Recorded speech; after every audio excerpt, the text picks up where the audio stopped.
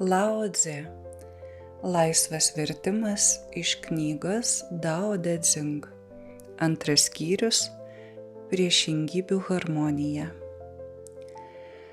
Kai visi žmonės sužino, kad grožis yra gražus, atsiranda bjaurumas. Kai visi žmonės sužino, kad gėris yra geras, atsiranda ir blogis. Todėl būtis ir nebūtis pagimdo vieną kitą. Lengva ir sunku papildo vienas kitą. Ilgas ir trumpas sąlygoja vienas kitą. Aukštuma ir žemuma priklauso viena nuo kitos. Garsai susilieja ir sukuria harmoniją. Pirmesnis ir paskesnis eina vienas po kito. Todėl išmintingas veikia neveikdamas. Jis moko be žodžių. Viskas aplinkui keičiasi, o jis leidžia tam vykti. Jis kuria, bet nesisavina. Atlieka darbą ir prie jo nepasilieka. Kadangi jis jau nesisavina, jo nuopelnai jo nepalieka.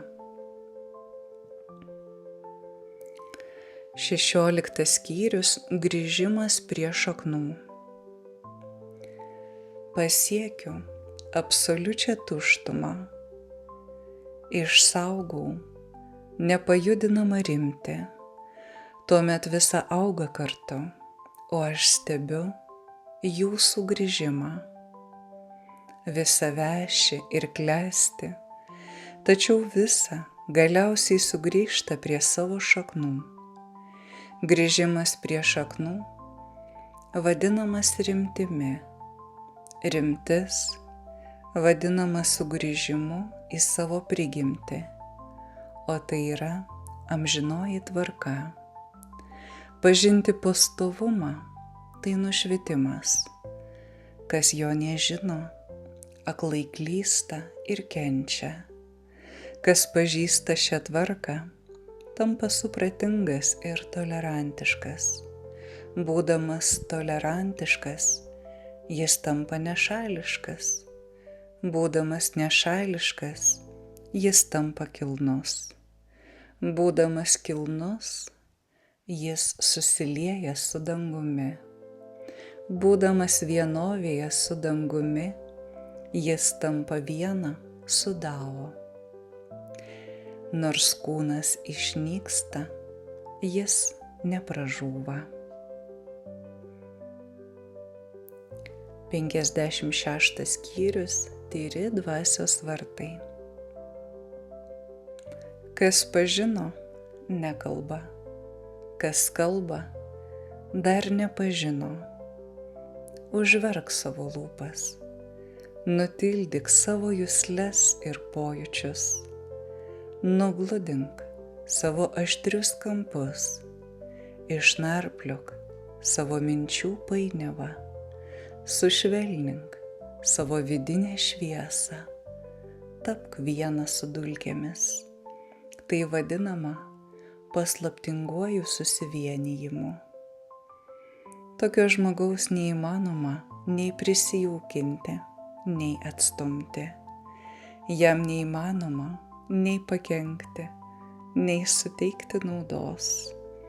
Jo negalima nei išaukštinti, nei pažeminti. Todėl jis yra labiausiai vertinamas visame pasaulyje. 81 skyrius – tikroji išmintis.